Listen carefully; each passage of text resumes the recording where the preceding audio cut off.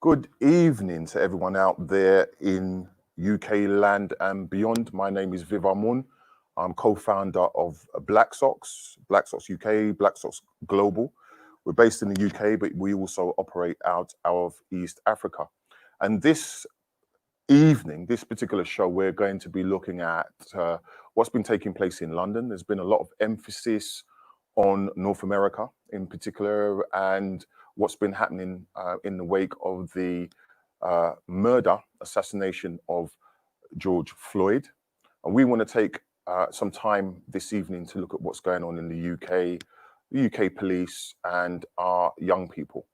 We know that they've been marching peacefully in an effort to bring about change in response to the systemic and structural racism that many of them have grown up in.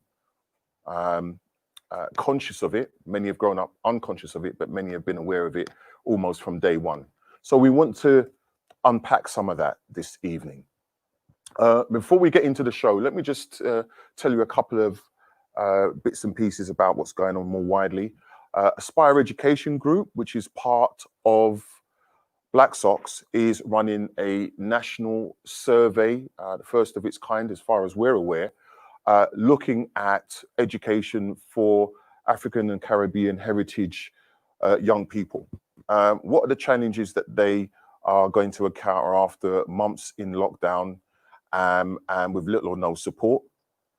And how they're going to be able to function within the education system that was already discriminating against many of them. Now, the information will be running across the screen at some point. The email address that you can use to contact Aspire Education Group and find out more about that survey.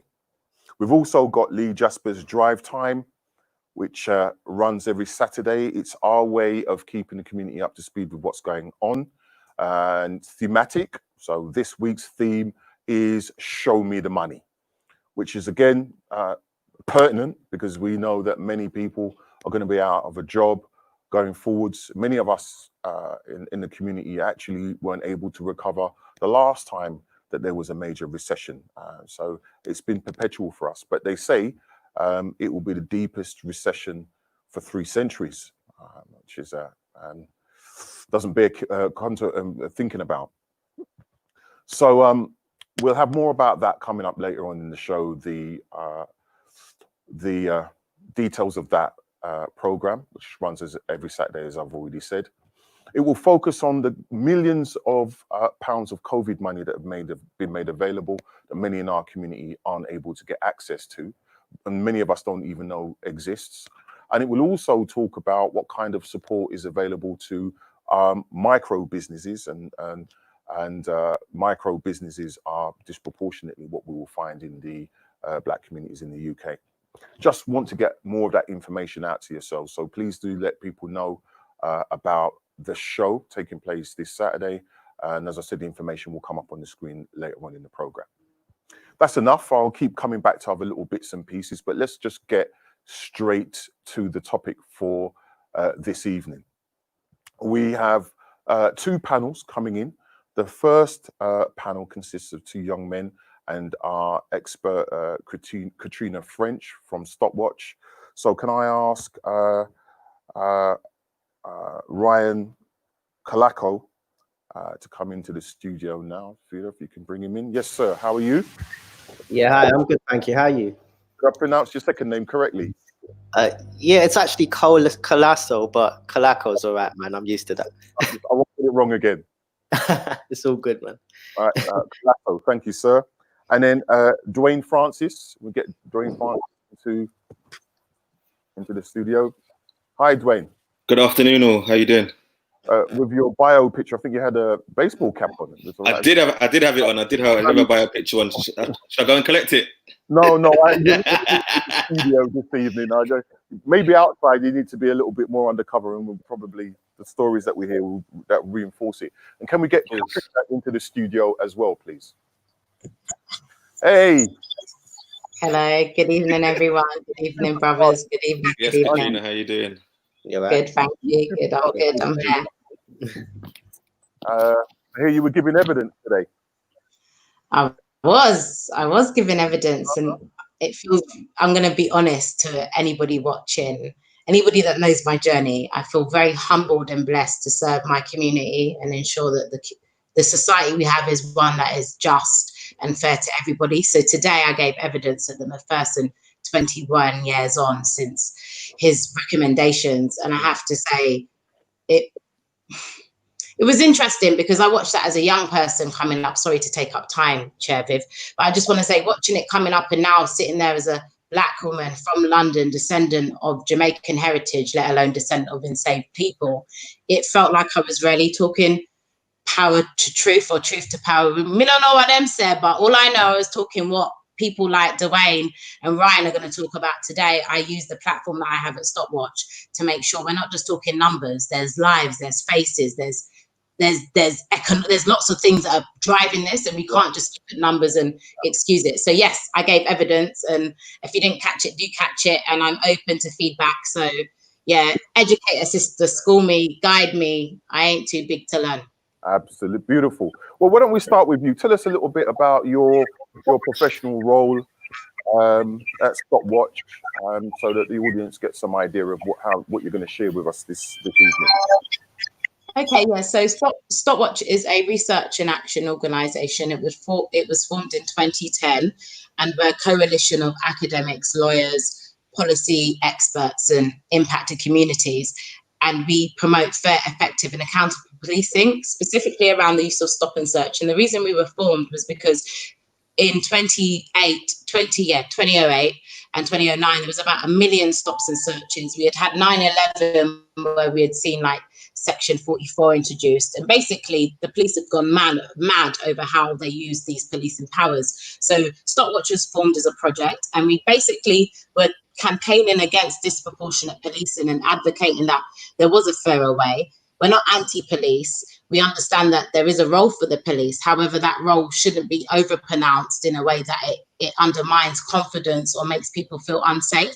So since my tenure, which has been since 2018, we've published 3 reports: The Colour of Injustice, being Matrix, which looks at the gangs matrix in London, and also Our Police Searching, Call It Off, Our Police Searching Mobile Phones Illegally. And the whole premise of our organisation is that we use evidence-based research, and I was going to say interact, but that's a fallacy. We engage and we listen to and we hear impacted communities, and we build our research around that lived experience. And we then take that to, since I've been here, we've been to number 10 Downing Street, we've been to the Home Office, we speak to HMIC, the College of Policing, a range of stakeholders about the impacts of stop and search and how there's another route and it shouldn't be overused and abused. And we often hear that it's because of knife crime.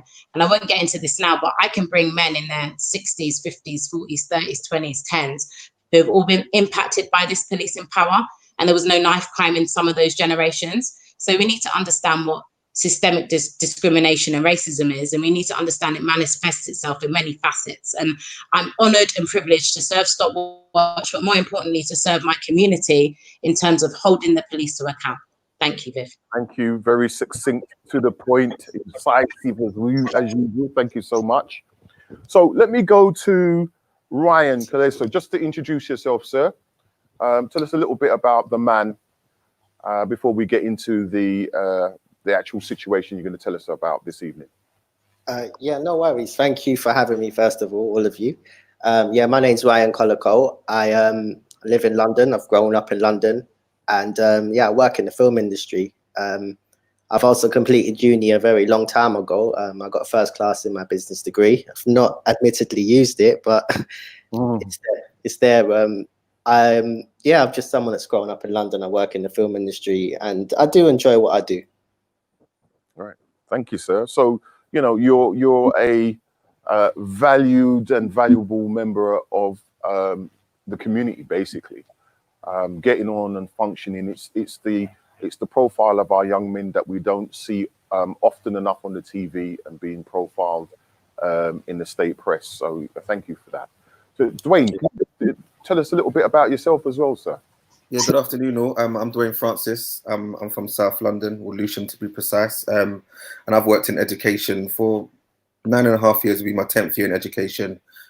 working in the youth services. And I currently work as an inclusion manager and deputy safeguarding lead in a South London school in Dulwich, where I have done for the last year. Before that, I've worked in various schools across Southwark. I was head of year at Wolf Academy for a year. I've done behaviour and inclusion for the last 6 years now. So that's my premise of my role, and engaging young people and changing the mindset and aspirations of our young people through the education system, but also in the community as well. And that's a really powerful role, because you're actually in the front line of picking up some of those young people who have been, being failed by the system, and often maybe, their parents have in turn been failed by the system, and as a consequence of that, failed them, and they've come out of the family home into the institutions, education, and wherever else, and been failed yet again. And it's superheroes like yourself that get in there and do that really invaluable, powerful work in order to, re-inspire these young men and get them back on, and young women, and get them back on track. And yet, rather than being uplifted and applauded, you in turn are also abused by the system. So I think we're going to start with you, Dwayne. I'm loving the beard as well. Mine's not quite like that anymore. That's why I shave it. So let's just start with you. Let's hear your story, sir. Yeah. In regards to me, so my story is pretty different to Ryan's. And I saw Ryan's story. I haven't been stopped and searched. I'm 32 now, so my last stop and search was probably when I was about 16, going to and fro from college, and it was the same rhetoric then at 16 as it was on the 13th of May when I was stopped, going to the post office and then making my way to work. So I was parked up on a side road in Lewisham, and then I saw the territorial support group pass me, the TSG van, and they probably saw me for about 45 seconds. I thought nothing of it. My engine was off, key was out the ignition, and I had my phone and my keys in my hand. But then they came back up the road again, parked adjacent to my vehicle, and demanded that I get out of my vehicle. We were there for about a minute or two debating as to why I needed to leave my vehicle, and what were the grounds for me leaving my vehicle. How many of them were there?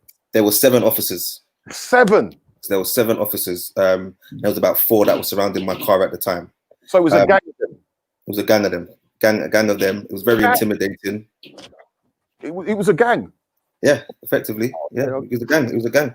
It was very intimidating. I had my pass on me and my work badge. My pass has my ID on it. It has my picture on it and the school name that I attend. So I showed them my pass. I said, I'm a key worker. This is what I'm here to do, and I'm going back. I'm going into work shortly. They still demanded that I step out of my vehicle. We were to-ing and fro-ing, going back and forth. Then I said to myself, you know what? I've got nothing to hide. It's getting tedious. They're not going to go anywhere. So I got out of my vehicle, walked around to the passenger side of my vehicle. How were you feeling at the time when all of this? What was going on in your head? Because you said you haven't been stopped since you were 16. Yeah. And you're actually, technically you're on their side. I mean, you're trying to, maintain order in society and increase the quality of life for the wider community. And here you are being harassed by this gang in blue. So what was going on for you? What were you feeling at the time? In my head, I'm thinking to myself, why am I not being listened to? I'm asking questions, I'm posing questions as to why I need to step out of my vehicle and why you're not giving me answers. Having worked with, like I said before, having worked with young people for 10 years or more now, they need answers. They ask questions. They want to be heard, and their voices need to be heard. Now, if I'm not getting that response as an adult, I'm gonna at the start I'm gonna feel disillusioned and disconnected and upset that no one's actually listening to me and taking into account what I'm actually saying here, and who I am as a grown adult. So yeah, I mean, I kind of for about 10-15 seconds I kind of lost myself. The 15, 16-year-old in me started, the aggression, the aggressive nature kind of to an extent started coming out.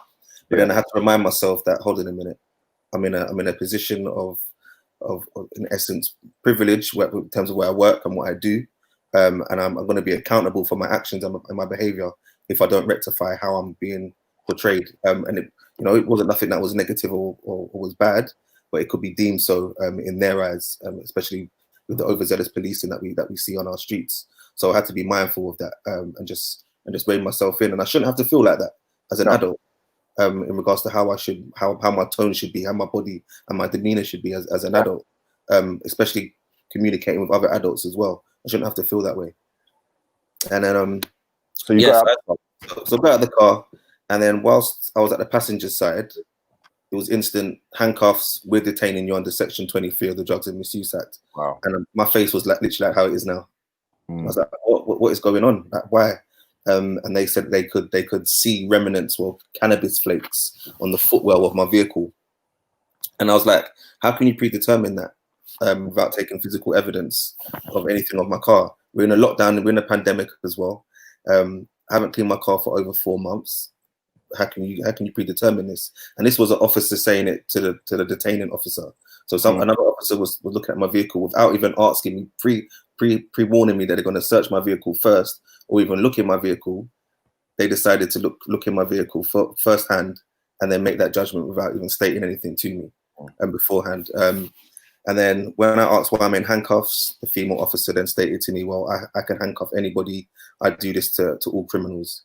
And I was like, Wow. we was going back and forth. And I was like, listen, I don't like your conduct. I don't like your mannerisms, and your communication skills are zero. And she's like, oh, well, I try my best. I need to try harder.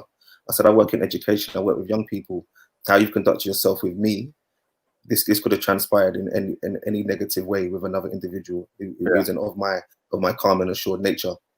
So, and I stated, I said, I will be taking this further in due course, and I have done. I've made that my duty in the last month or so to do so, and I've worked hard with the police and speaking with other with MPs and as well to get training for the Met in next week. We got our first session. So did you film it? I didn't have a chance to. Yeah. Mm. So the moment that I got around to my car, I had my phone, because I had my phone in my hand and my keys in my hand. So by the time I even got around to even thinking about that, they snatched the phone and my headphones out of my hand, and I was instantly detained. So wow. For the moment of me stepping out my vehicle, it was probably about 30 seconds to a minute of me being detained. It was about a 9-minute ordeal when I was there. The female officer stated at the time of the detainment that she'll give me a receipt of my stop and search. By the time it ended, I requested all officers to give me a receipt and their badge numbers. They refused. I had to go into my vehicle myself and get a piece of pen and a paper and write the registration down of the vehicle. And I got some kerfuffle of a name from the detaining officer and her badge number. But ultimately, after getting my record of my stop and search from the police station, I got her name, her full name, and her badge number. And I have made a complaint to the IOPC as well, which is currently being investigated. And I spoke to Katrina at length as well in regards to this as well beforehand, because I actively took to Twitter actually the same day that it happened. And I went to the Guardian, I went to the Times, and there's a piece that I did in the Guardian a few days later as well about racism in the police force as well. So that's out there at this moment as well. Well, we'll praise you for keeping your cool during that situation, because obviously you know better than anybody else, or many out there, how they can turn the frustration in you that they've triggered against you and use it as justification for further charging you. So to be commended for that. And it's this drugs thing coming up again, this whole cannabis piece constantly being used as a cynical justification for harassing young and black men and not so young black men going about their professional business. So let's hear let me hear what Ryan's story, because I want to hear the two stories and then get Katrina's take on this. Basically mine is definitely slightly different from Dwayne's, but the first one is closer to his one. So the first situation, again, it was a territorial support group van. I got tailgated by this van. I didn't even get a chance to see it. It literally just turned up. I probably didn't even have time to run my registration plate in that little duration. Within about 8 to 11 seconds, I was stopped. And even then, they were at my window within that duration as well. And when they came to my window, started banging on my window heavily. It's quite intimidating. I think Dwayne used the right terminology there. It's like a gang, literally. You're getting ganged up on. It was at minimum 4 officers from what I could remember. At this point, I couldn't record because just stopping my vehicle, they'll have something on me if I tried to anyway. But yeah, as I hit the record button, yeah, I just spoke to him calmly and concisely. I didn't want to escalate the situation. And it got to a point where I was asking what the search was for. So after I answered the questions about where I was going, things like that, he kind of fluffed his words. And he just tried to casually say that I'm going to be stopped for a search. So that mean I'm like, whoa, what's this search for? Yeah. And he had his hand literally in my face. Do you know what? This video footage is all online as well. So okay. Yeah, I'll explain that in a bit. He had his hand in my face, and I said, "Can you please get your hand out of my vehicle?" He said, "You're detained at the moment." And at that point, I got a bit scared because the way I was stopped and the fact that he's got access to my vehicle as well. I just grabbed my camera and I started getting a wider angle. And at this point, I asked again what the search was for. And I told them, "You're right in my face. There's supposed to be a 2-meter distance. You know, they're the ones that are enforcing the law.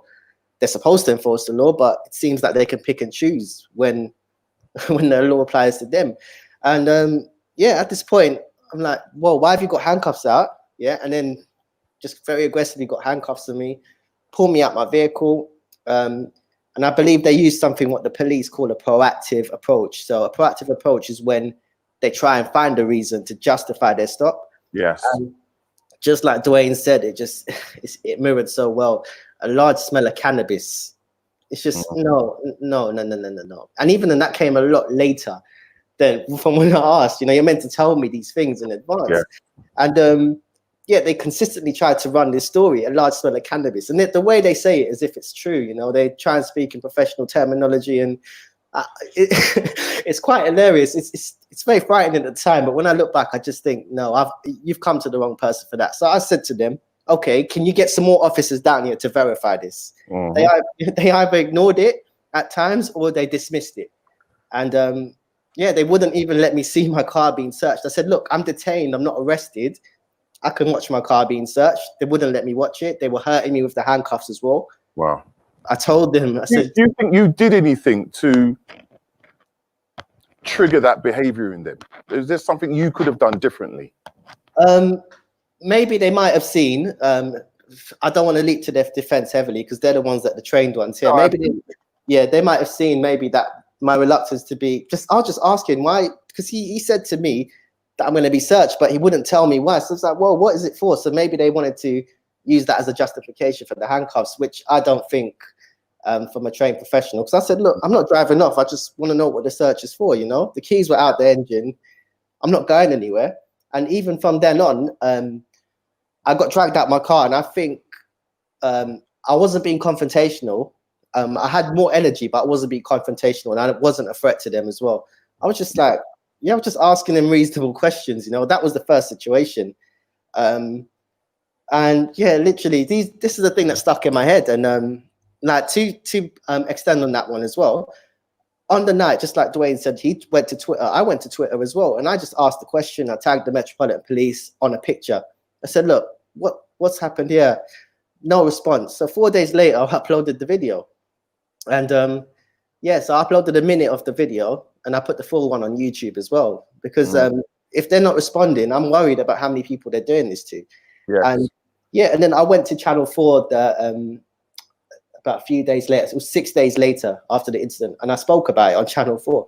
And on my way back after that interview, I parked up. I can't talk too much about this one because it's not over, but I'll tell you the gist of it. I parked up just to, you know, check my phone, social media, because this was going off. I went on Channel 4. And yeah, I was going to order some food. As I did that, this is in City of London. So the first one was at the Metropolitan Police in Tottenham. This one was sitting in London near Cannon Street in St. Paul's. They blocked the road. They pulled up adjacent to me, blocked the road. Wow. And blocked me in. Yeah. At this point, I'm thinking, no, I don't know what's happening, because I'm trapped now. And yeah, they asked, I believe, "Why is your window not all the way down?" And I just said, "I'm being cautious at this point," because yeah, I didn't get a chance to finish that sentence because the driver in the passenger side of the vehicle got out and came to my driver's side window. So yeah, I didn't get to interact with the other driver too much at the time, but yeah, again, it came down to Misuse of Drugs Act, and I just don't understand. This time it was Class A drugs and Class B. I don't know what justification there was. I don't believe there was. Again, I'm going back to this proactive approach, and at this point, I'm like, I don't want to be handcuffed, because just thinking about what happened last time, I haven't got a problem coming out. I just don't want to be handcuffed. And as I'm talking to another officer, there was about 30 officers present. The first one was 7. This time was 30 officers. Yeah. So let me stop you there, because it's an all too familiar story. We'll let's get Katrina on here, but what we're hearing is that this is happening thousands of times. It's happening on a weekly basis, on a daily basis, and it seems to be increasing despite the fact that we've been in lockdown. So let's get some responses to your very disturbing stories from our expert in here, Katrina. Yeah, good evening. Yes. Everyone. I have to say it's really saddening, although not surprising, to hear the accounts from both Dwayne and Ryan. Yeah. I have had the pleasure, and it's not a pleasure because they've come in distress in some ways, to engage with them and support them. So I do hope that what Stopwatch has provided is an avenue and also a platform, and for you to know you're supported. So I'm really glad that they've spoken out. But I want to say to people watching, this is unfortunately not a bad apple, it's a bad car. We're dealing with her systemic racism. We're in the middle, or maybe not the middle. I don't know where we are in this global pandemic because I don't watch the news anymore. But we are in the middle of a pandemic, or so they say, somewhere, and we still have police officers carrying out stop and search in the month of April, the highest rate it has done in the Metropolitan Police for 7 years. I think the figures are over 30,000 in April of this year. Wow. And in May of this year, we've reached 43,000 plus 644. So the statistics are saying, whilst people are locked down, key workers, and I believe Dwayne's a key worker in terms of where he was going. I don't know Ryan's profession. Excuse me, I had a bit of technical issues, so if I kind of zipped out at that. But what I want to not even allude to, but make clear, is that Black, Asian, ethnic minority people traveling around the country, whether it be London, major cities, or in rural areas, are viewed with suspicion. They are viewed as though they shouldn't be there. And if they're there and their justification for being there doesn't satisfy an officer's, I don't know what the word is there, but doesn't satisfy their mind in terms of it being a reasonable explanation, we're often seeing a segue from a stop and account into a stop and search. And then none of these two gentlemen have had cannabis on them, but there have been instances where people who have been stopped have had cannabis and have ended up going to the police station and being arrested, where community resolution could have been afforded. We are in, I will repeat, the middle, because I don't know where we are, because it's not the end and it's not the beginning. So it's still the middle to me. Of a global pandemic. Therefore, I do not believe the approach that police forces across England, Wales has adopted has been one to protect Black, Asian, and ethnic minority communities. Knowing that we are disproportionately impacted by COVID is disappointing and alarming and worrying to see that police officers are engaging with members of the public at such close contact, where there's no further action, especially without protective equipment. Why are we, what is going on? So there's, for me, a lack of leadership across the country in government and in the police force in terms of serving the communities that I've discussed. And I feel really saddened and angered, if I can be honest, that there's young Black men, boys, Asian people, Gypsy people who can't, everybody who can't go about their daily lives and not encounter this over-policing because of perception and, in my idea, laziness, because these police officers should be doing other things in this time. And you shouldn't be, I'm going to call it persecution, people who are trying to not just go about their daily business, but in many cases support vulnerable people. And before I finish, I just want to say we've had key workers such as people working for the Forefront Project in London. That's Temi Mwale. One of her key staff members was arrested by police in carrying out his duties. That's an organisation funded by the Mayor's office. The police are funded by the Mayor's office. So we have him funding an organisation and at the same time funding one to arrest the other. That don't make sense to me. No. So we're in a confusion out here. Well, why people in confusion. Yeah. And why are they constantly referring to cannabis? Because it's low-hanging fruit, and I continue to say this, is white men are not policed in the same way around cocaine in the way that black males are. And it's not just white men. There's not only black gangs. I don't believe in gangs. I believe in social groups. There's Turkish, Albanians, Romanians. We are not bringing in drugs or guns into this country. We're low-hanging fruit. And whilst we're victims of crime, we're seen as only the perpetrators. And we have the Modern Day Slavery Act. I'd be interested to see how many times that statute has been used to protect young black males rather than, prosecute people in terms of joint enterprise and county lines. The narrative is so framed where we're treating people as perpetrators and criminals that we're not but society is not looking on who is bringing in stuff, doing stuff, and we're the low-hanging fruit. So my perception is we need a drug law reform. Right, okay. So drug law reform, that's one point. And I'll probably get the next panel to pick up on that particular legislative piece. But I want to ask you, Katrina, what can we do? I mean, any young people watching, parents and so on, what can they do to reduce the risk of their children, young adults being harassed on the street in the way that we're discussing? I mean, maybe there isn't anything they can do because it's not rational. They're just being randomly picked up and it's being justified using what we know is dysfunctional legislation. I mean, but what little can they do? What can they be aware of once they've stopped? Whilst I'm pragmatic and a realist, I understand we need to have strategies and tactics and we have to empower the community. So I think we need to have conversations with our young people about what an encounter looks like and what it should look like. I've had reports that young people who went to the demonstrations, the Black Lives Matter stuff, was strip searched on the roadside. Now that's a violation. That's not allowed. Now, unless you know that, you may comply with that because you want to go home or for whatever reason you don't have anything on you.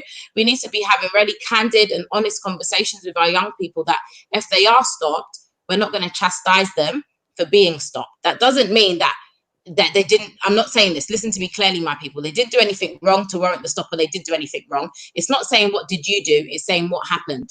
And there's a certain language that I think as parents, adult educators, elders, however you want to name those who may not be under the cosh of the police anymore, or under the cosh as much as our young people, is we need to put ourselves in a language, in a space where they are empowered to tell us what's happening. Because in my 2 years at Stopwatch, a young person, to be honest, under 20 has not called me. I'm going to be frank. I think it's been their parent, their cousin, someone who's watched. So our young people are being violated every day, and I don't know if their parents know about that. So what we are they not calling because it's normalized for them? Exactly. So my job is, if you can't reach your pick-me, how can I? I'm not saying it's not possible, but there's something about in the home about creating space for it to be okay to say this happened to me and you're not chastised or for you, because we still with the gangs matrix. It might be you go to school with someone and their older brother's in something and you're just tarred with that. It might be you're rolling with people, because I'm going to be real, I ain't from the hood like that, but I've had friends who are up to nothing, but you might have caught me in a Snapchat with them. No, that's a lie. No Snapchat, car, I'm too old. But you might have caught me in a picture from 2001 where I'm in with people who are not unsavory. And I'm not going to lie about that. But that doesn't mean I should be on a matrix. So it's about having conversations about your peer associations and how, to be honest, the company you keep says a lot about yourself. And that's not tarnishing people, but it's about parents saying to their children that you need to understand it's not always about what you're doing with your friend, it's about what your friends do when you're not there. And that's not blaming, it's about me empowering our community to say there's conversations that have to be had that are uncomfortable. Second to that, not even second to that, most importantly is, unless you complain, nothing is not going to change. And even when you complain, it might not, but this country is governed on accounts of historical record. Let's have our voices put on record, let's have it heard, and let's sue the police where there's circumstances where they've violated you. It's not enough to just make a complaint. If your tooth has been broke, something's happened, and you go and find legal representatives and sue the police. Don't sit there and cost you money to sue, though, isn't it? Where are you going to get the money from to sue? It is going to cost you money. But no, let's be clear, Viv. You know what? It's going to cost money, but at the same time, every dog has their day, and some people are really lucky. Pick up the phone. You might have a solicitor that won a case one day and they can do a pro bono. Don't not look because you ain't got money. If you're spiritual, the universe will provide. Or if it won't provide, it's going to tell you what you need to do. Let's not sit in a poverty mindset. I can't. Let's go and exercise that and see why I can't, and be extinguished, not on our own thinking, but I went there and it didn't work because of this. A lot of people haven't exhausted stuff, and I get why they haven't, because they're mentally tired.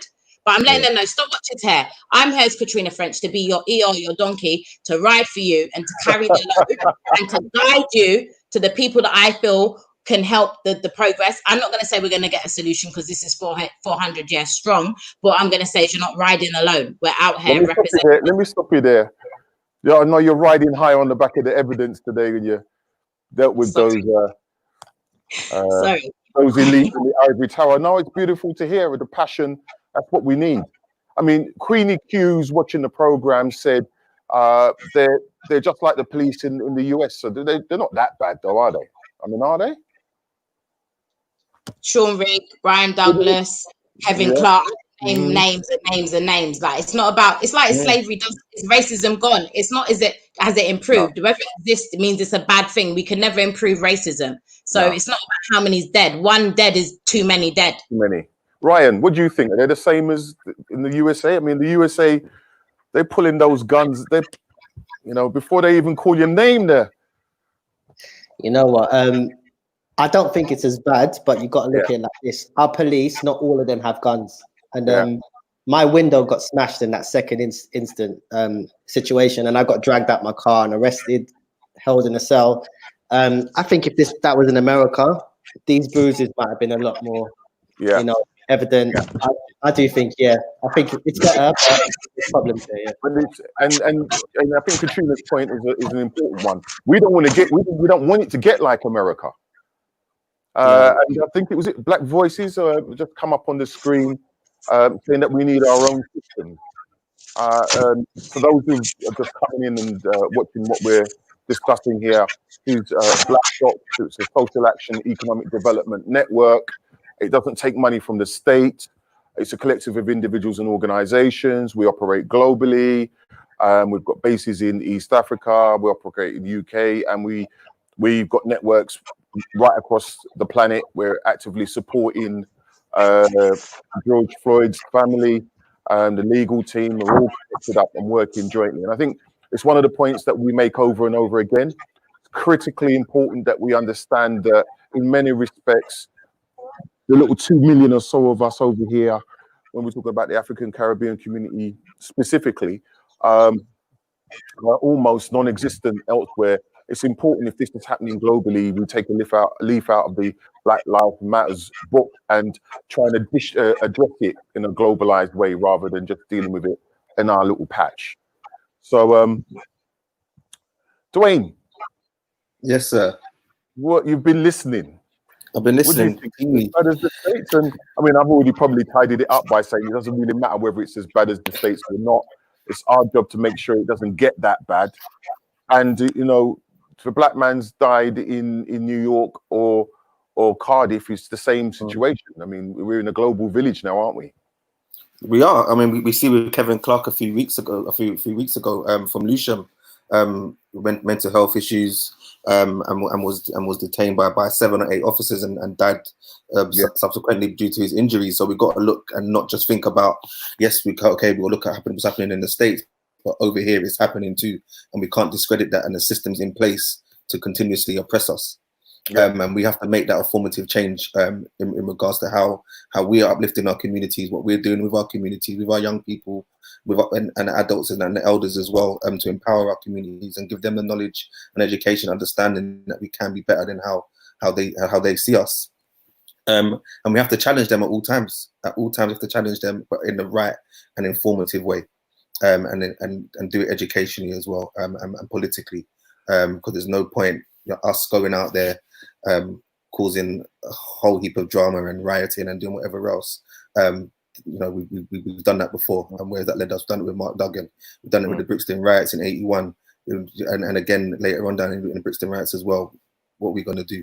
So we need to come together as a community and uplift our community, and stop watch. There's United Borders, Mentivity, who I work closely with, and Safe Home Lewis at this moment in time as well, and uplifting those organizations and other organizations as well to uplift the community, because that's what's needed right now. It can't just be a concerted effort for one or two. It needs to be everybody, and not just black and brown people, I mean white people, everyone else to jump on board as well. So it's a collective effort. Thank you, sir. Very, very positive points. You're not bitter. I mean, this is the really interesting thing. Our young people are getting harassed, for no justification, beaten up and abused, labeled negatively, and they're trying to shake it off and make a life for themselves and their family. It's just reinforcing that this negative image that's out there of our community really doesn't stand up to scrutiny. So thank you guys for coming on and telling us your story. I think it's very brave of you to come and share it, and it's important we talk about these things and we motivate young people to connect with organizations like Stopwatch so we can actually build the evidence base in order to do something about it going forwards collectively in a global collective way. So thank you all. I'm going to ask you to step out of the studio. Thank you, Katrina. How old are you, Katrina, by the way? Oh, I shouldn't ask that question, should I? Viv, you have to make me look in the camera so I can ask big women them their question. No, it's ridiculous. Yo, I know you're my elder. Young. I know you're young. Let's just say I'm still under 40. I'm still under 40. You're young. I'm going to say aging is a privilege denied to many. So I keep putting my foot in it, But I know you're young by my standards. You're like a young sojourner truth, fire in the belly. Whenever you speak anywhere, we get to hear about the fire that you are unleashing out there in the name of justice. So keep up the great work. Young blood, look forward to seeing you in the flesh at some point in time. And just keep doing what you're doing. Take care. And most certainly, thank you. In the studio now, our team of experts who have been listening avidly to what's been said. I've seen a number of points in the chat room. One individual, can't remember who now, talking about Black Lives Matter, George Soros, who's behind Black Lives Matter UK, where's the money that they're getting going to? There are a lot of these questions going around, and they're hitting at conspiracy theories. And I think it's right for us to ask these questions. It's right for us to interrogate where our money's going. And at the same time we're doing that, look and determine whether or not the work is positive work. In other words, it's bringing about a shift and a change. And to be critical in our thinking, critical in our analysis, and triangulate on the information that's been fed to us on all sides. I think that's really important. Often, when I receive a piece of information that I can't substantiate, I neither believe or disbelieve. It's okay for me to take the middle ground and wait until I have more information that allows me to make an informed decision. So I think those questions are fair questions. Who is Black Lives Matter UK? Now, if they're anonymous, I'm not surprised given what the police have been doing to our communities. Black Lives Matter essentially is a hashtag. That's how it was created in the first instance. It was designed to be diffused, make it more difficult for the authorities to close it down, cut off the head. Too often in our community, we will have, one leader, usually a male, who's fixated on his profile, and being elevated and making it an easy target to take out, and as a result, collapse the whole movement or organization. Much more difficult to do that with Black Lives Matter because it's a hashtag. And in many respects, it's like a Spartacus thing, isn't it? I'm Spartacus. Black Lives Matter, the hashtag, is every one of us who's standing up against the injustice that we've taken for too long. I heard so many people saying, they're asked, well, why are you out marching and why now? And what they're saying is, we're tired. We're exhausted and we just can't take it anymore. I do think the nearly 3 months of lockdown has contributed to that, putting my psychotherapist hat on. I do think that the time that we've had to sit down and reflect meant that when that 8-minute and 45 seconds of abuse and ultimately murder played out on our small screens, it went really deep into the subconscious in a way that it wouldn't have before. We were able to have it bounce off the surface of our consciousness by, focusing on work and getting here and getting there in order to keep our sanity. But because we've been stagnant for so long, so many people globally at one time. It's never happened in history. That when this incident was planned, it impacted millions of people to a profound level at the same time. And the Black Lives Matter hashtag was available for people to rally behind in order to voice their outcry. One of the things I felt is most powerful about the optics on the marches that we've been seeing globally is just how many white people have been involved. It's made it very, very difficult for the state to come in heavy-handed and just close it down, to propagandize it off as Black people being violent and disruptive. People have had to listen in a way that they haven't listened before. One of my dear colleagues, happens to be a white man, said to me, Viv, on a scale of 1 to 10, 10 being no real, 0 being no real impact, and 10 being profound impact, what do you think is the significance of what's going to change going forwards? And I said, well, on a scale of 0 to 4, being someone who's seen many of these things over the last 40, 50 years or so, I'd give it a 4. Pragmatically, I think there will be some structural change, but because it's systemic, it's not going to go anywhere near meeting the needs that we believe need to be met. But I do think it's positive for our young people because they've been able to rise up in a very sophisticated way that's made it very difficult for the state to close them down. So that's my little bit. I didn't do it at the beginning. I thought I'd get it in the middle after I'd been inspired by our young people. Let's get the next panel in, Theodore. Who have we got? We've got Lord Simon Woolley, OBV, and I think he's also the chair of the Race Disparity Unit at number 10. I know him very well. He's a dear friend, colleague, very inspirational for me. So let's see what else we've got on. We've got Neve Eastwood from Release. Neve is a warrior, you know. She's a warrior. She doesn't take any prisoners. She tells it the way it is, and the kind of dysfunctionality that's playing out. You know, we need hard hitters like Neve, and she's a global player, just like Mr. Woolley. So who else have we got? Imani. Imani is a comms expert, works for Release, but she's got many other strings to her bow, which I'll get her to tell us about in a minute. Then we've got Jayne Slater. I love her name. It fit perfectly in an EastEnders episode. Jayne Slater, beautiful. Jayne's from Transform, which is a specialist think tank, one of the top specialist think tanks in the UK and indeed in the world. And we'll get her to tell us a little bit about what her organisation is doing globally. And then, last but not least, we've got Mr. Lee Jasper. He's got too many monikers to reel out in the limited time that I've got, but he's a social commentator. He's a ex-deputy mayor for London. He's an activist. He's an author. He tells very bad jokes, but we'll leave that to one side. So we've got a very eminent and very well-informed panel to give us some feedback on what we heard a minute ago and then what's happening more generally. So let me start with in terms of rank, let's start with Lord Simon Woolley, sir. So, you know, feel free to feedback on what we heard. I know you were listening. The young people, that's the physical evidence of what we know is taking place in the thousands out there in the world. Thank you.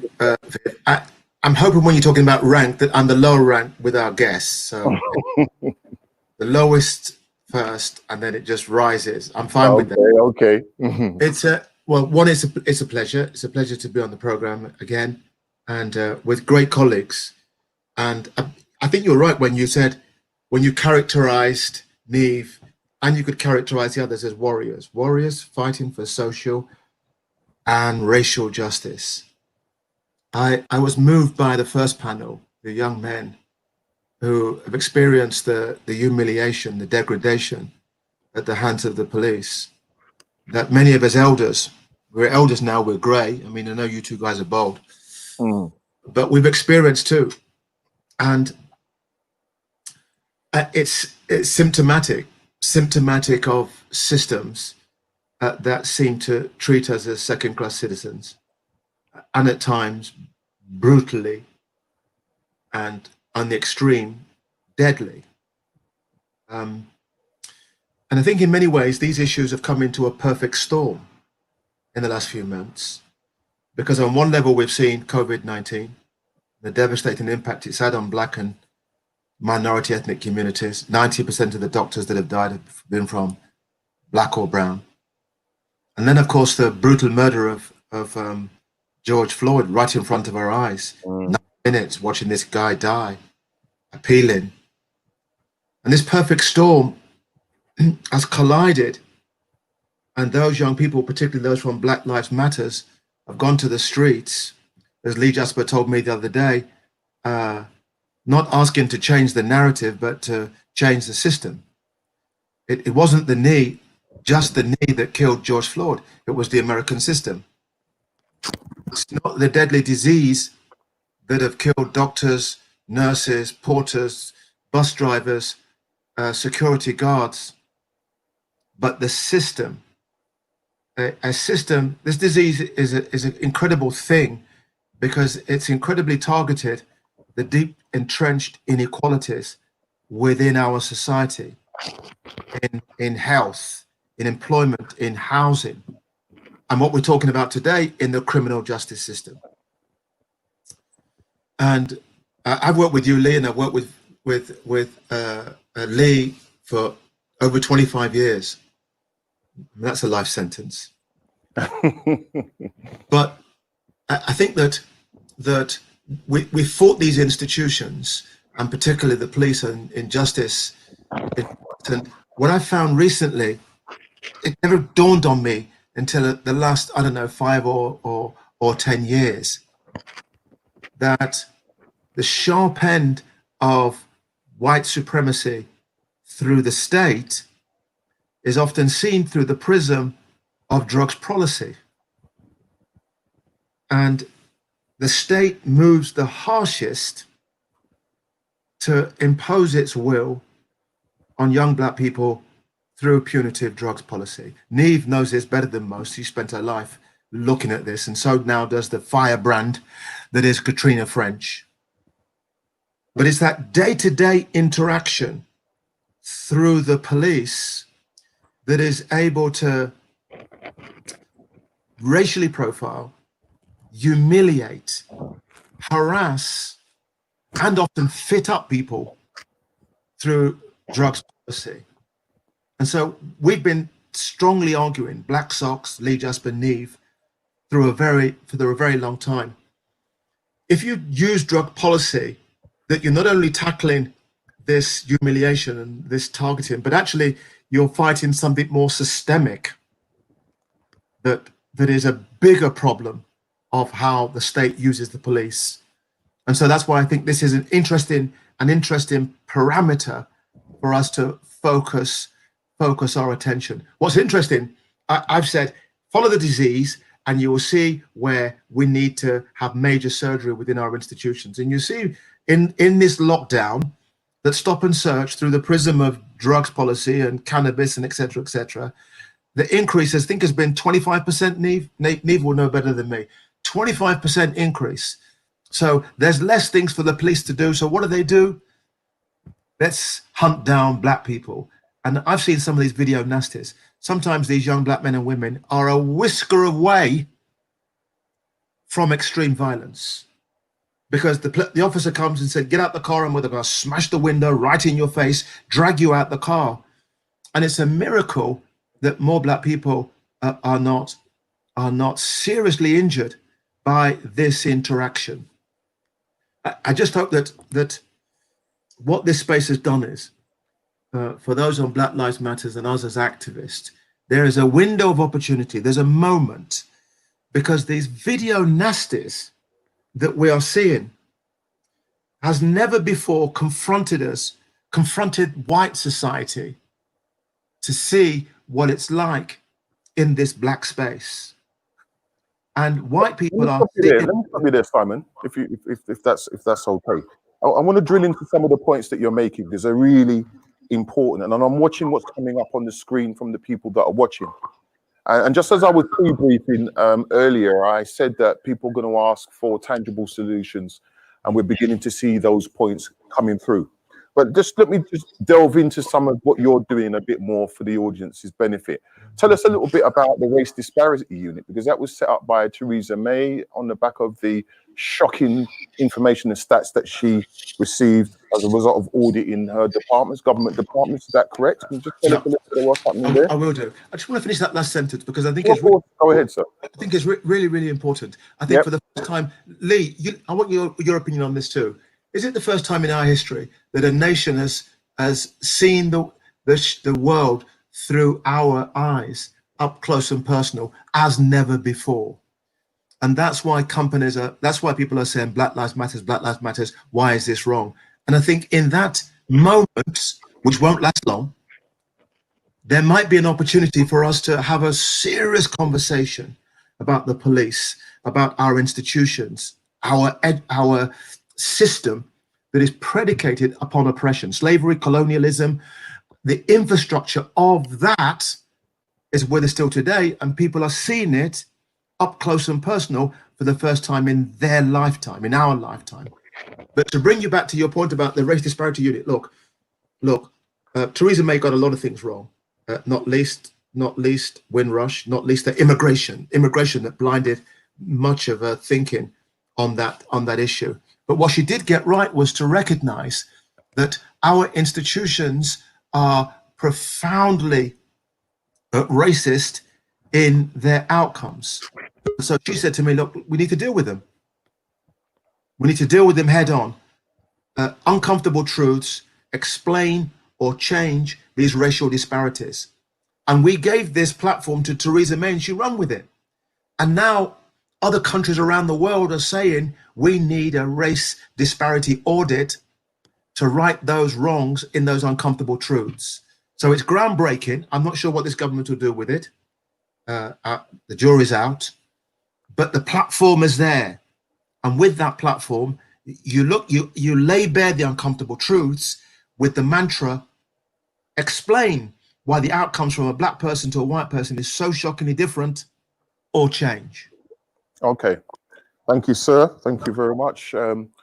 Eloquent as always and very informative. Let's go straight to Niamh then, as the seasoned expert as far as these issues are concerned, the statistics, this highly dysfunctional policy.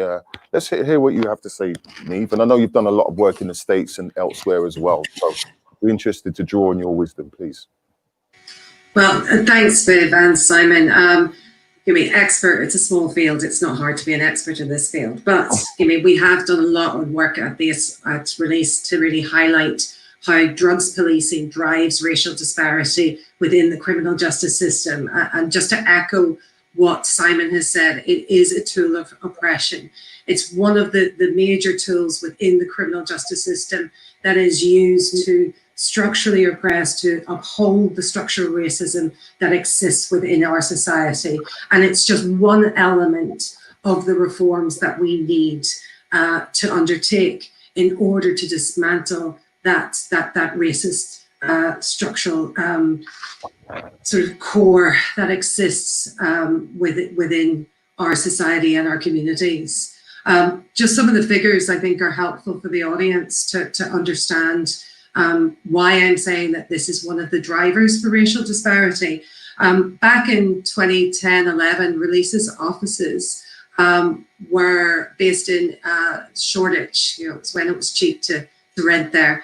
And we had kids coming in from the local community quite regularly who were being stopped and searched like 3, 4, 5, 6 times a week. Overwhelmingly, it was smell of cannabis because that's easy for the police to use. It's very hard to be challenged either through police complaints or through the courts. And so these kids were just collecting stop and search forms. So we knew that there was a problem, but we needed the data in order to evidence the problem. And data is really important in this, but it does get a bit tiring when you see this happening on the streets. You have to evidence it, even though we can see it. And so we've done a number of research papers in this area, but the most recent was co-produced with Stopwatch, Katrina and I and others in Stopwatch at Release worked on that. And just to say, you know, Black people almost 10 times more likely to be stopped and searched for drugs compared to the white. 10 times. 10 times.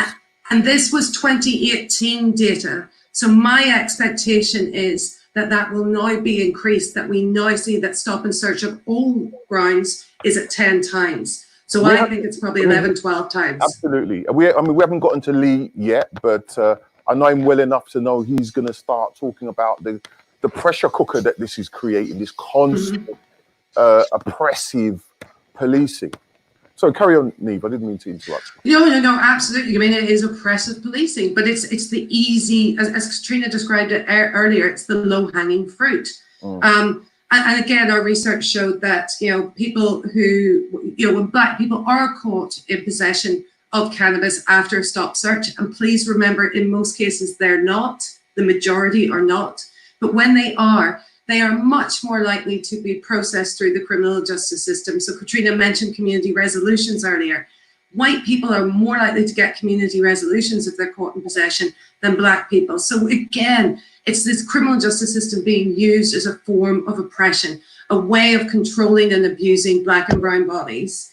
And I just want to bring us right up to date in the pandemic. And again, Katrina eloquently went through the fact that we have the highest rates of stop and search on record for May of this period, May 2020, since January 2012, the highest. We were on lockdown during May. How did that happen?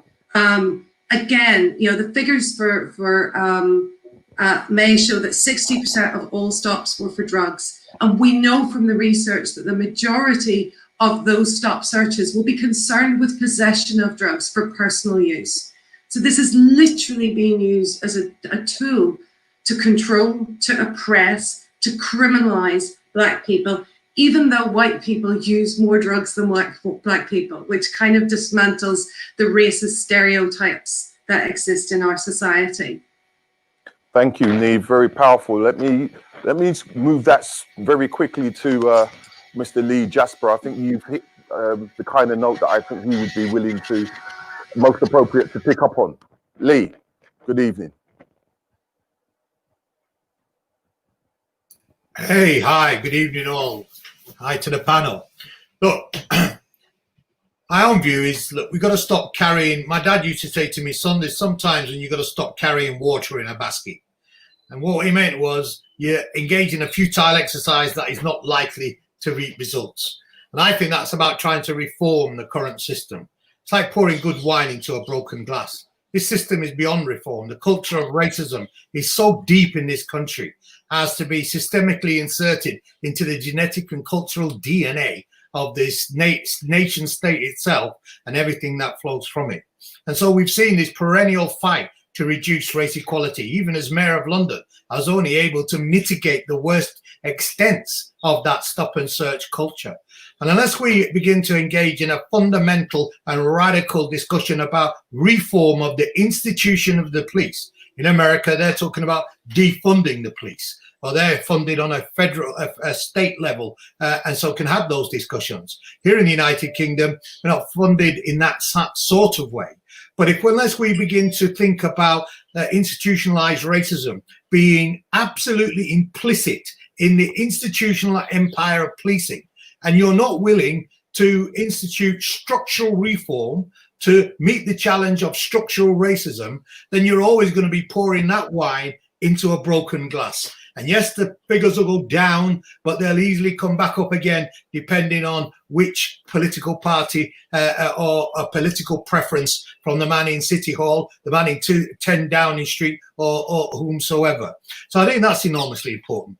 Certainly on drugs policy, our research with structural racism as UK drug policy indicated to us very clearly that not only have we got this fundamental structural oppression in relation to this disproportionate policing of our communities. Let's face it, what we're talking about here is an implicit breach of the state contract to treat all its citizens equally.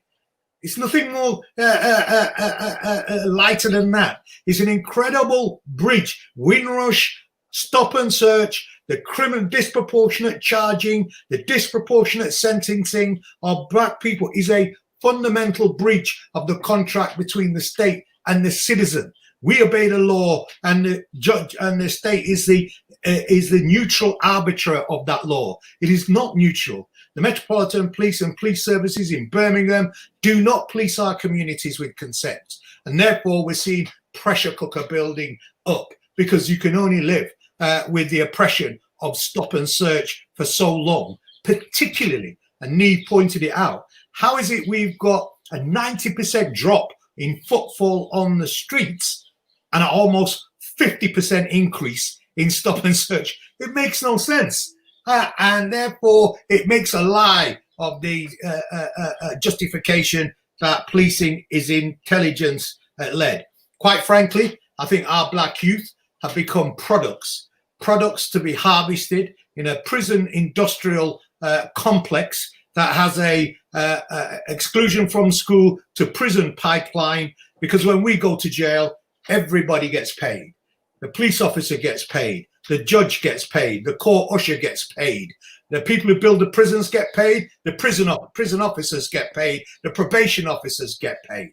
And as we saw in our report for structural racism as UK drugs policy, when we consulted black youth about this thing, the challenge is also to the wider policy sector as well, because there are no black faces in that government, around those government tables, talking about how you're using the drug policy in relation to cannabis policing to criminalize yet another generation of our black people. And when we talk about that criminalization, let's be clear. The Youth Justice Board published and said that the prison population jumped by 45% for black and ethnic minority people in 2018. God knows what it'll be for 19, but it increased by a whole 45%, given the increase that we've seen on stop and search recently. I can only see that process of criminalization gaining momentum. This is what happened last time our Prime Minister was in charge as Mayor of London. Stop and search increased by 300%. 2011 happened, deterioration and a loss of confidence in the Metropolitan Police Service as a result. Do you know we have the lowest rate of public confidence in the Metropolitan Police of any ethnic groups in London? It is as low in places like Lambeth as 30%. Only 30% of black people in Lambeth believe and trust and have confidence in their Metropolitan Police Services. Out of all the Afro-Caribbean communities of London, the highest level of confidence is 50%. And that is woeful when you consider it to white expressions of confidence, which are up in the 80s and 90s. So I think that the time has come to take the energy of the Black Lives Matter movement. We can't be talking about trying to reform, and even in the essence of giving young people their rights, which we should do. But if the state has broken the contract with black people to abuse their rights, what power does giving our young people rights by itself do? I think it's got to be a combination of know your rights, but also getting an agenda of fundamental and structural reform. And that means dismantling the current institution of policing and rebuilding it with different levels of accountability, different levels of discipline, different levels of recruitment and training, different levels of promotion and retention for black officers, so that we can have a police service that really reflects community and does us justice. That's the radicalization. That's the radical nature of the structural reform that I think that most people will want. Because otherwise, my fear is we'll be here again in 10, 15, 20, 25 years. I've seen it for the last 40 years in my career. Are we going to see that for another 40 years? Incremental reform of this system is not up to par, can't match the job, and will no doubt fail yet again. My final point on this is that what we need is a fundamental. The government's just announced some commission, which it's announced Mirza, the uber skeptic of the realities of institutionalized racism, at its head. Well, we know what that is. That's just finding justification in data science to justify Tory ideology that institutional racism doesn't exist. What we need is the kind of commission we saw in the aftermath of Martin Luther King's, Dr. King's assassination in '68, the Kerner Commission, which was a fundamental look at the reasons for discrimination and police abuses in America. And it came up with the Civil Rights Bill that then went on to affirm affirmative action and all sorts of constitutional changes. We need a new constitutional dispensation in this country. We're out of Europe, so we have to have a debate about the British Constitution. The time is now. It's not for the faint-hearted. Those who have got liberal dispensations about reform and... Okay, Lee, let me see if I can put the brakes on you. Let me get me started. It looked like you were going to go into a second wind. Saxophone playing there. So you say the Kerner report, and yes, it was fundamental, and yet we're here with George Floyd. Well, I said the model of the Kerner report, not to replicate the Kerner report. Okay. So we've got to take the lessons that we learned from the Kerner report that led to some advances. Even the African-American community would agree with that, but it didn't go all the way. What we've got to do is learn from that history and come together and find an independent means of putting together a commission that can put together the most radical restructuring of police accountabilities that we can see in the United Kingdom. Thank you, Lee. I just want to pause and give us a little bit to get our breath, a little opportunity to get our breaths there, Lee. Not many of us haven't been able to move at that pace. D Tribal says, young people need trust and support from the community. So what he's suggesting is it's not just the police and it's not just the state, that the young people are also distrusted by the elders in the community and not given the necessary support. And that's reinforced, I think it's by Queen Q, who says, what about the just us system? In other words, we don't work jointly, collaboratively as a community, and as a result, we're allowing and almost encouraging this kind of individualized abuse that can then rack up these kinds of dysfunctional numbers. So I'm not going to put that to you, Lee. I'm just putting that out there on the back of what you said. And there's obviously a lot of food for thought in what our speakers have shared so far. So let me go over to Imani Robinson to hear what she has to say. Tell us a little bit about you, Imani. Hi. You're the young blood amongst the group. So I thought I'd put you at this point just to give us a break and a pause for reflection. So let's hear what your thoughts are in regards to what you've heard this evening and how things are beginning to map out for you. Thank you. Well, I'd just like to say thank you to all the speakers, and I think it's really important for us to be having these kinds of conversations. I know that they've been an ongoing kind of activity. There's not ever really been a time where Black people aren't talking about the ways that the state kind of oppresses us and the ways that our lives are so filled with violence and what to do about it. So I think I'm really grateful to be in this conversation. I work for Release, so I work with Neve, and I'm also the editor of Talking Drugs, which is an online resource which shares articles and resources about drug policy, harm reduction, and other issues in the UK and also elsewhere. And it runs in 8 languages, so that's a very exciting resource to have. I guess one of the things that I'm picking up on is this real shift between the kind of first set of conversations that were happening in kind of the Black Lives Matter movement, where people were kind of thinking about Black Lives Matter, thinking about that statement, thinking about whether or not that was true, how to make that really true. And now I think this time round, there's a few more solutions. So as Lee said, in the US, they're talking about defunding the police. And I just wanted to kind of pick up on what you said, which was the kind of difference between a US conversation where police forces have loads of money, and in the UK, where it doesn't really, it's not the same set of kind of parameters in terms of what we can ask from the police. But I just want to highlight, as Neve has said, drug policy is really fueled by both anti-Blackness and the carceral system, right? So it doesn't work without the criminal justice system. It's fueled by law enforcement, and the state spend 1.6 billion a year on drug law enforcement in this country.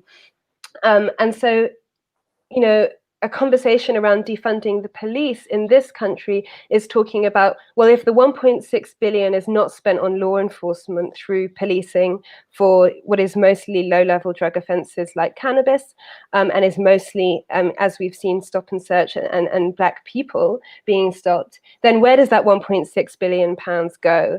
And what defund the police is asking is also that we think about what are the other places that this money could go where we already have trust in the fact that they will keep us safe?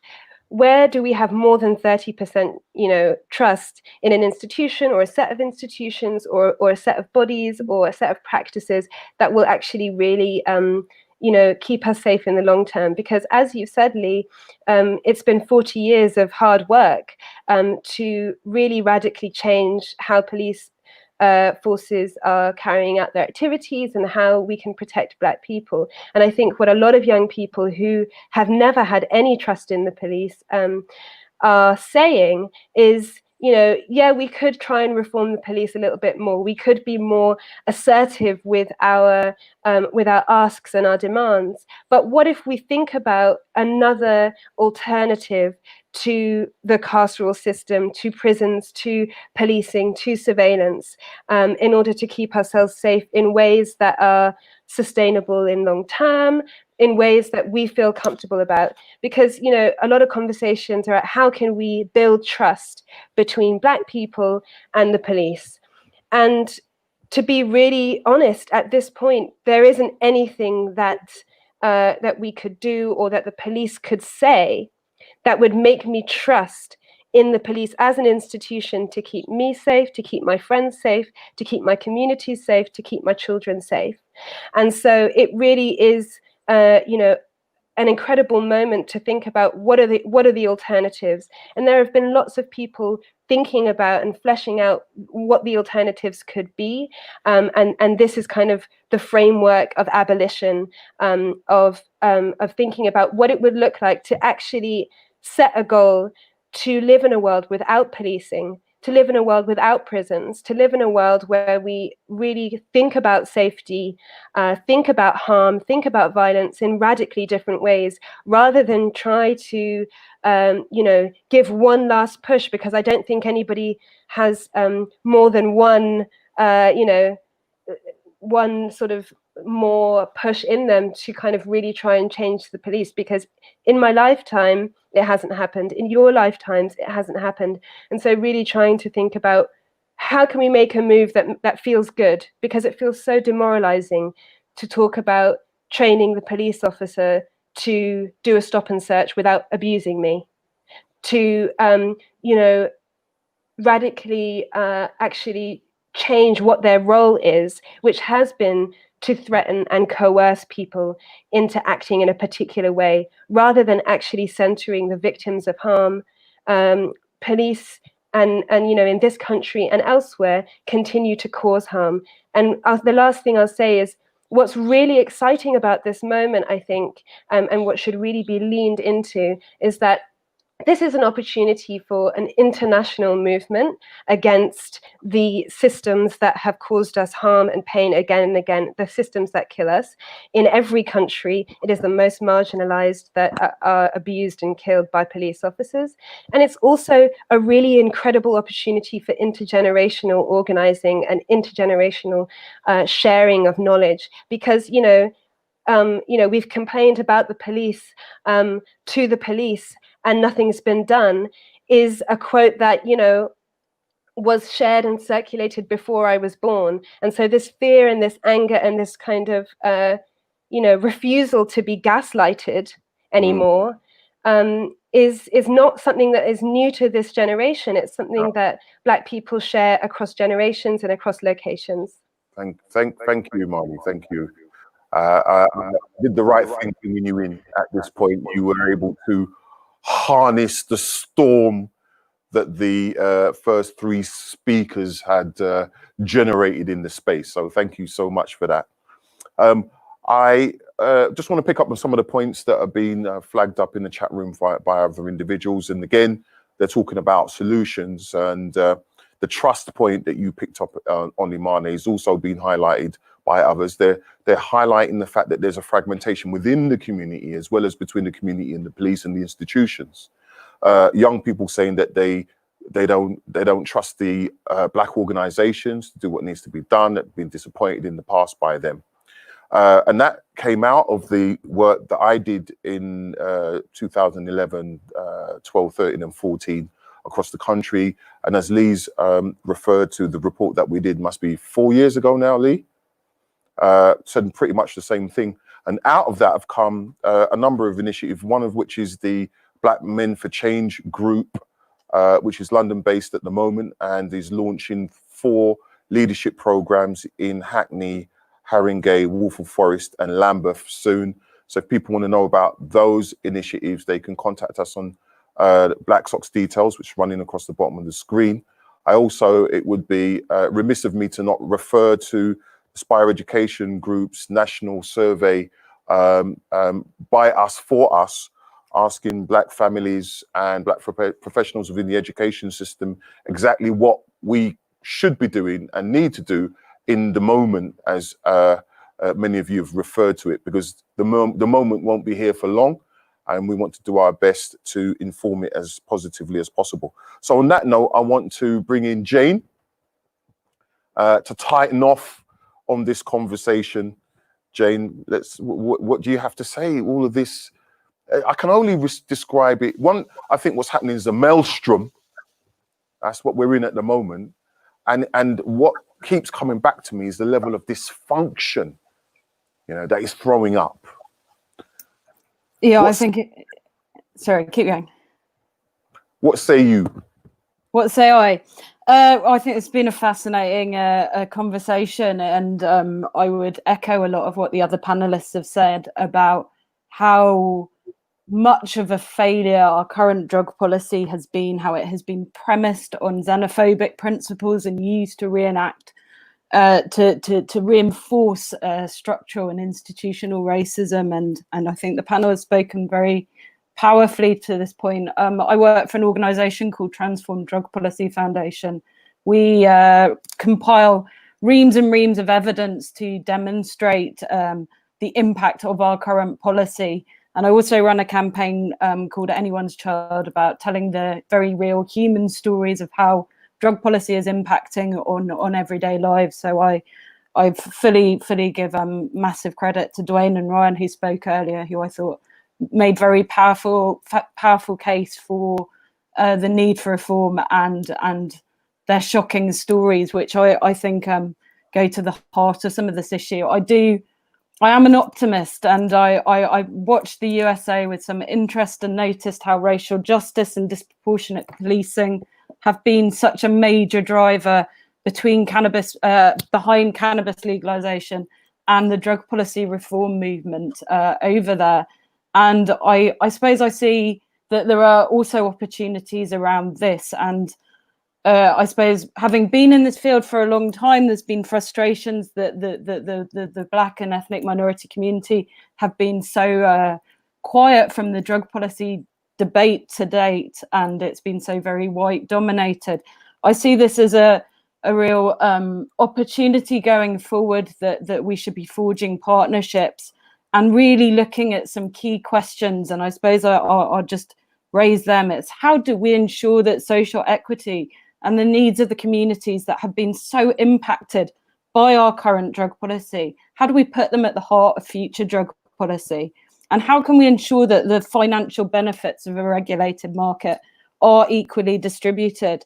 And I think that we need to start looking at some of these questions, building partnerships and alliances, and encouraging more and more people to speak out, tell their stories, talk about this injustice, because I do believe that is going to be the key voices in making change a reality. And we need to create policy together to look at how we can make a better future. Beautiful. I can see D Tribal's really excited by what you said, Jayne. I think I've done a great job of bringing you on, all of you, at exactly the right time, and you came in at exactly the right spot. We've only got minutes left. Economics is a really powerful aspect of this.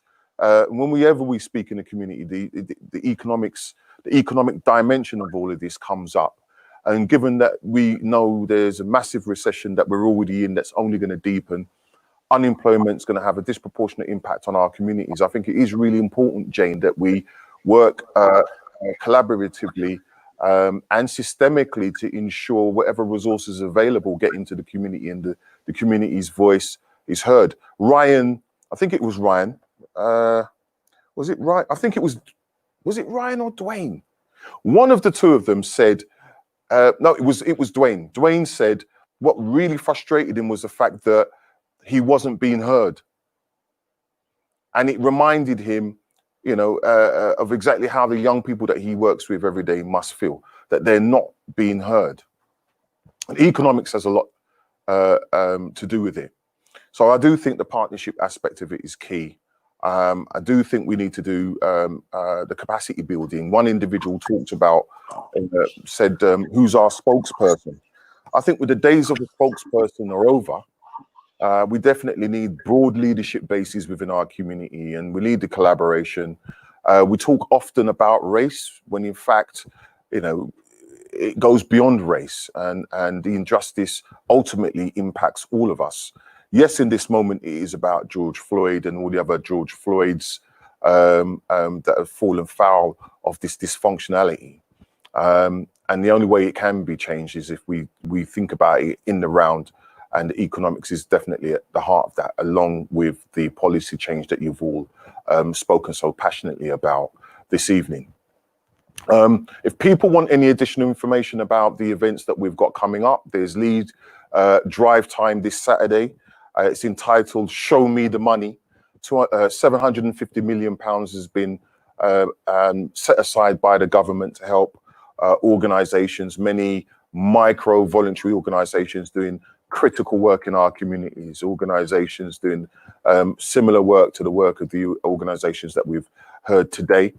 They'll have experts on that program, making people aware of how they can access those resources, and also telling them about a longer, more detailed webinar that they're going to be running, I think, in early July, giving people the information that they require, and also coaching around filling out some of these bids. They are relatively straightforward, but if you've got phobia against or around things like that, they're going to be difficult nonetheless.